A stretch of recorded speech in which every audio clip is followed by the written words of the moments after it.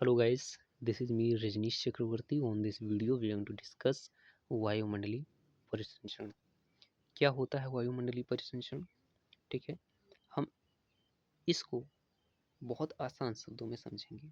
पहले इस वीडियो का, इस चैप्टर का, इस कंसेप्ट का ओवरव्यू लेते हैं कि हम क्या क्या कवर करेंगे, आपका कौन कौन सा कंसेप्ट इस वीडियो में कवर होने वाला है। तो पहली बात तो वायुमंडलीय परिसंचरण होता क्या है, बिल्कुल आसान शब्दों में, आसान भाषा में समझेंगे ये होता क्या है। इसके बाद हम समझेंगे कि जो वायु है, तो वायु चलती क्यों है, हवा का प्रवाह क्यों होता है, ठीक है, ये गतिशील क्यों होती है, इसका परिसंचरण क्यों होता है, एक स्थान से दूसरे स्थान क्यों जाती है। साथ ही इसमें बात करेंगे हाई प्रेशर और लो प्रेशर, इनका क्या कंसेप्ट है इसमें और इनका क्या योगदान होता है इसमें। इसके साथ हम व्यापारिक पवनों की बात करेंगे, पछुआ पवनों की बात करेंगे और ध्रुवों से आने वाली पवनों की भी बात करेंगे। और बात करेंगे कि फ्रंट अर्थात वताग्र क्यों बनते हैं, और बनते ही हैं तो यहीं पर क्यों बनते हैं, ठीक है, और जेट स्ट्रीम धाराएं यहाँ पे क्यों बन रही हैं और इस क्षेत्र में क्यों नहीं बनती हैं। और दूसरी बात, ये जो हवाएं हैं जो गर्म हो जाने की वजह से हल्की हो जाती हैं, वो इतना ऊपर कैसे उठ जाती हैं, हम बात करेंगे इस पे। और बात करेंगे कि ऊपर उठने के बाद ये हवाएं आखिरकार चली ही क्यों नहीं जाती यहाँ से, ये हवाएं मुड़ती क्यों हैं इस तरफ, क्या रीजन है इनका मुड़ने का, ठीक है, और ये इस रीजन पे गिरती हैं, ठीक है, गिरने की वजह से क्या होगा, ठीक है, इन पे बात करेंगे। तो चलिए हम वीडियो को अब यहाँ से स्टार्ट करते हैं, ठीक है। तो हम बात करते हैं वायुमंडलीय परिसंचरण की। तो वायुमंडलीय वायुमंडल से संबंधित है, और आप जानते हैं कि वायुमंडल क्या है। तो पृथ्वी के चारों ओर वायु का एक बड़ा सा समूह है जो पृथ्वी को घेरे हुए है, ठीक है, इसे वायुमंडल कहते हैं। और वायुमंडल में वायु जो होती है वो हमेशा गतिशील रहती है, ठीक है, तो उसी को गतिशील रहने को ही परिसंचरण कहते हैं। अर्थात वायु का एक स्थान से दूसरे स्थान जाना वायु है, तो एक स्थान से दूसरे स्थान जा रही है, इसी को हम परिसंचरण कहते हैं, प्रवाह कहते हैं, ठीक है, किसके प्रवाह को, वायु के प्रवाह को ही हम वायु मंडलीय परिसंचरण कहते हैं, ठीक है। अब बात आती है कि आखिरकार ये वायुमंडलीय परिसंचरण अर्थात वायु का प्रवाह या परिसंचरण होता क्यों है। तो इसका एक कंसेप्ट है, कंसेप्ट ये है कि यहाँ पे हाई प्रेशर और लो प्रेशर काम करता है। हाई प्रेशर और लो प्रेशर क्या होता है इस पे भी बात करते हैं। देखिए, हाई प्रेशर वह क्षेत्र है जहाँ पे हवाएं बहुत ज़्यादा मात्रा में होती हैं, ठीक है, और लो प्रेशर वह क्षेत्र या वह जोन है जहाँ पे हवाएं बहुत कम होती हैं। लेकिन ये कम बहुत ज़्यादा क्यों, कम बहुत क्यों होती हैं, और एच में जहाँ पे हाई प्रेशर है यहाँ पे हवाएं ज़्यादा क्यों होती हैं।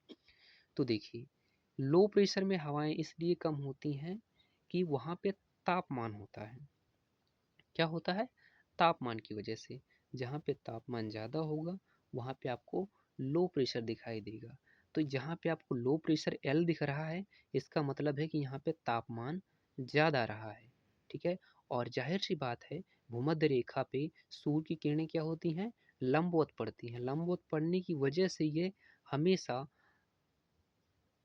ताप युक्त रहता है, अर्थात यहाँ पे तापमान हमेशा बना रहता है।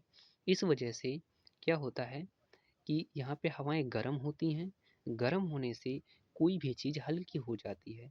तो हल्की हो जाने से हवाएं क्या होती हैं, ऊपर उठने लग जाती हैं। क्या होती हैं, हवाएं ऊपर उठने लग जाती हैं, ठीक है।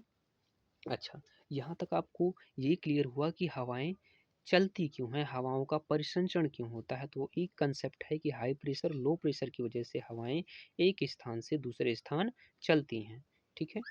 अब हम बात करते हैं कि ये जो हवाएं हैं, तो कुछ हवाओं को आप इन तीरों के माध्यम से देख सकते हैं जो भूमध्य रेखा की ओर आती हैं। कहाँ से आती हैं? उष्णकटिबंध से। और उष्णकटिबंध जो होता है ये आपका उष्णकटिबंध जो होता है इसे हॉर्स लैटिट्यूड कहते हैं। ठीक है, ये 30 से 40 के बीच में होता है। ठीक है, 30-35 से 40 के बीच में होता है उपोष्णकटिबंध का क्षेत्र। ठीक है, ये लैटिट्यूड है आपका 30 से 40। ठीक है, और कुछ हवाएं जो होती हैं तो आपके उपध्रुवी क्षेत्र के अंतर्गत। उपध्रुवी क्षेत्र कौन सा है? ये आपकी जो अक्षांश रेखा है उपध्रुवी क्षेत्र का जोन है ये। ठीक है, अच्छा, तो इसमें कुछ हवाओं हमने देखा कि इधर चल रही हैं तो इन्हें हम पछुआ पौने कहते हैं, क्योंकि ये कहाँ से चल रही हैं? पश्चिम की ओर से चल रही हैं तो पछुआ पौने हैं। और इन्हें व्यापारिक पौने कहते हैं। और व्यापारिक पौने क्यों कहते हैं? क्योंकि इनके माध्यम से व्यापार को लाभ होता था। ठीक है, व्यापार से संबंधित पौने थी ये। ठीक है, इस वजह से इन्हें व्यापारिक पौने कहते हैं। ठीक, इसमें हमें दूसरा कंसेप्ट क्या क्लियर हुआ कि जो पौने हैं जो हम देख पा रहे हैं इन्हें हम कहते हैं व्यापारिक पौने, और इन्हें कहते हैं हम पछुआ पौने। और जो ध्रुव से आती हैं, ध्रुव से जो आती हैं उन्हें हम ध्रुवी पौने कहते हैं। ठीक, आई होप आपको ये कंसेप्ट क्लियर हुआ होगा। ओके, चलिए अब हम बात करते हैं कि हवाएं जो ये व्यापारिक हवाएं हैं ये हाई प्रेशर से, यहाँ से हाई प्रेशर से हमें पता है कि हवाएं लो प्रेशर की ओर चलती हैं। तो हाई प्रेशर से हवाएं लो प्रेशर की ओर आती हैं। आने के बाद यहाँ पे गर्मी होने की वजह से, ताप होने की वजह से हवाएं ऊपर उठने लग जाती हैं। ऊपर उठते, और ये इतना ऊपर क्यों उठती हैं? क्योंकि यहाँ पे तापमान ज़्यादा रहता है जिससे हवाएं हल्की हो जाती हैं। हल्की होने से ये हवाएं निर्बाध रूप से ऊपर उठती चली जाती हैं। लेकिन ऐसी सीमा आती है जहाँ पे ये हवाएं ठंडी होने लग जाती हैं, और ठंडी होने से इनका भार बढ़ने लग जाता है। भार बढ़ने से यह हवाएं ज़्यादा ऊपर नहीं जा पाती, नीचे बैठने लग जाती हैं और धीरे धीरे ये उपोष्ण कटिबंध वाले क्षेत्र में उतरने लग जाती हैं। ठीक है, और इस क्षेत्र में उतरने से होता क्या है कि इसके परिणाम स्वरूप यहाँ पे हाई प्रेशर हो जाता है, अर्थात हवा बहुत ज़्यादा हो जाती है। यहाँ पे हवा के बहुत ज़्यादा हो जाने की वजह से कुछ हवाएं जो केवल धरातल को स्पर्श करते हुए चल रही हैं। व्यापारिक हवाएं कैसे चल रही हैं? धरातल को स्पर्श करते हुए चल रही हैं। तो ये धरातल को स्पर्श करते हुए लो प्रेशर की तरफ आएंगी, और फिर लो प्रेशर से हवाएं जो उठेंगी तो ये वायुमंडल पे जाएंगी ऊपर की तरफ। और ये वायुमंडल में होता है, ये क्या होता है? वायुमंडल में चल रही होती हैं ये हवाएं। तो ये एक सर्कल बनाते हैं। क्या बनाती हैं? एक सर्कल बनाती हैं। इस सर्कल को नाम क्या दिया गया है? हेडली सेल दिया गया है, क्योंकि हेडली महोदय ने दिया था। ठीक है, इस वजह से इनका नाम हेडली सेल बन गया है। ठीक है, इसके अलावा ये हवाएं जो यहाँ उतरती हैं हाई प्रेशर में, तो कुछ हवाएं इस तरफ चलती हैं। यहाँ पे भी लो प्रेशर होता है आपका, यहाँ पे भी लो प्रेशर है। तो ये हवाएं इस तरफ चलने की वजह से क्या होता है, जब यहाँ पे चलती हैं और कुछ हवाएं इधर से भी आती हैं, और ताप की वजह से या पृथ्वी के घूर्णन की वजह से होता क्या है, ये हवाएं ऊपर उठने लग जाती हैं। क्या होती हैं? ये हवाएं भी ऊपर उठती हैं। ऊपर उठने से, क्योंकि इनमें ताप की थोड़ा कमी होती है, तो ये हवाएं ज़्यादा ऊपर नहीं उठती और ये ठंडी होने लग जाती हैं, और ये धीरे धीरे ध्रुव की ओर चलती हैं। और कुछ हवाएं उपोष्ण कटिबंध की ओर चलती हैं। तो जो ये सेल बन जाता है बीच का, इसे हम फेरल सेल कहते हैं। और इसे हम, जो ये सेल बनता है ध्रुव की तरफ, इसे पोलर सेल कहते हैं, ध्रुवीय सेल कहते हैं, ध्रुवीय कोष कहते हैं। ठीक है, अच्छा, हमने क्या कंसेप्ट क्लियर किया इसमें? इसमें कंसेप्ट क्लियर किया कि जो ये सेल हैं ये कैसे बनते हैं, और ये जो हवाएं हैं तो ये ऊपर क्यों उठती हैं। तो हमने देखा कि तापमान की वजह से हवाएं क्या होती हैं? ऊपर उठती हैं। ठीक है, और ये सेल बन जाते हैं। और ये हवाएं नीचे क्यों बैठती हैं? तो हमने देखा कि ये ठंडी होने की वजह से भारी हो जाती हैं। जब भारी हो जाती हैं इसलिए ये नीचे बैठने लग जाती हैं, और जिस क्षेत्र में बैठती हैं वहाँ का जो वायु प्रेशर है, हवा का जो दबाव है वो बहुत ज़्यादा हो जाती है। हवा बहुत ज़्यादा मात्रा में हो जाती है, और जहाँ पे हवा बहुत ज़्यादा मात्रा में होती है तो वो हवाएं धरातल को स्पर्श करते हुए उन क्षेत्रों की ओर चलना प्रारंभ करती हैं जहाँ पे लो प्रेशर है, हवा कम है, उन क्षेत्रों के स्थानों को भरने चली जाती हैं ये हवाएं। ठीक है, तो हमारा कंसेप्ट यहाँ तक ये क्लियर हुआ। ओके, अब अगला कंसेप्ट ये है हमारा कि जो ध्रुव से हवाएं आती हैं, तो ये ध्रुव से हवाएं जो आ रही हैं कैसी होती हैं? तो जाहिर सी बात है, यहाँ पे ध्रुव में सूर्य की किरणें बहुत तिरछी पड़ती हैं या पड़ती ही नहीं 6 महीने तक। तो यहाँ की हवाएं क्या होती हैं? ठंडी होती हैं। और ये ठंडी हवाओं की वजह से, इन गर्म हवाओं की वजह से क्या वताग्र बनता है? क्या बनता है?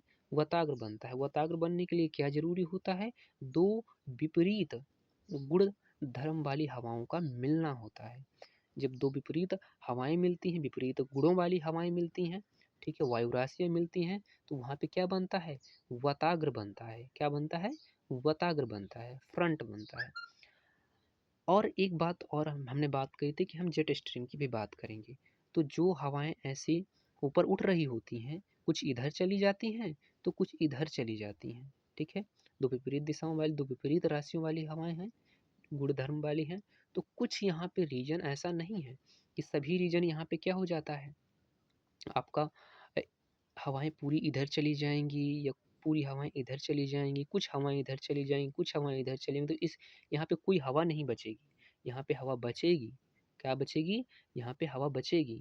तो जो यहाँ पे हवा बचती है, तो उसे हम, जो यहाँ पे आपको हवा दिखेगी, यहाँ पे हवा जो बचती है, यहाँ पे आपका बनता है जेट स्ट्रीम। क्या बनता है?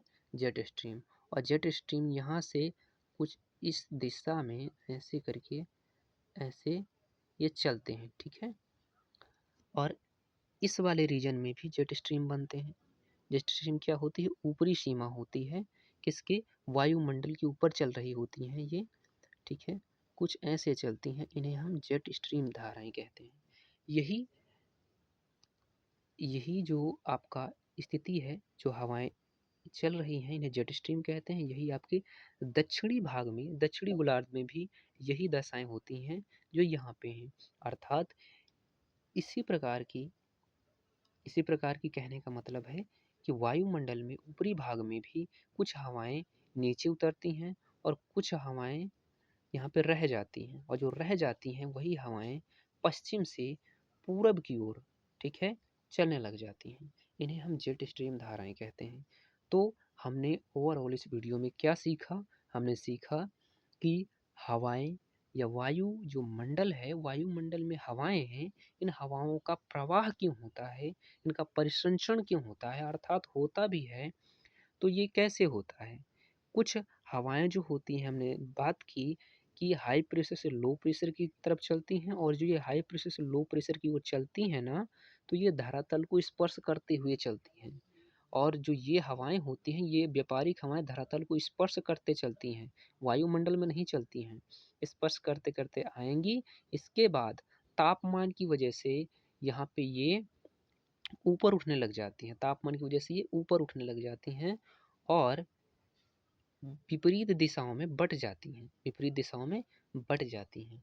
ठीक है, ओके। तो कुछ यहाँ पे सेल बनते हैं, इन्हीं सेल को हम हेडली सेल, फेरल सेल और पोलर सेल कहते हैं। ओके गाइस, और इसमें बात रही फ्रंट की, तो यहाँ पे फ्रंट बनते हैं। फ्रंट क्यों बनते हैं? क्योंकि दो विपरीत गुण धर्म वाली वायु राशियाँ मिलती हैं, इस वजह से फ्रंट बनते हैं गाइस। अगली वीडियो में हम फ्रंट कवर करेंगे।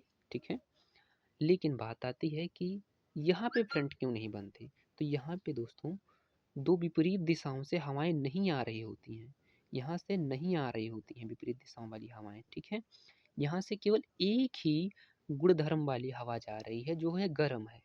ठीक है, वो बढ़ जा रही है इधर उधर। ठीक है, गर्म है, इस वजह से यहाँ पे फ्रंट नहीं बनते हैं और चक्रवात भी इस क्षेत्र में नहीं आते। इसे शांत डोलड्रम, शांत पेटी भी कहते हैं। ठीक है, क्या कहते हैं? शांत पेटी भी कहते हैं। तो ओके गाइस, आई होप मैंने कोशिश की है समझाने की आपको। कोई कंसेप्ट अगर रह गया हो तो आप बता सकते हैं। ठीक है, सो अगली वीडियो में हम मिलेंगे एक नए कंसेप्ट के साथ। तब तक के लिए आप अपना ध्यान रखें, ठीक है, स्वस्थ रहें और अपनी पढ़ाई कंटिन्यू रखें।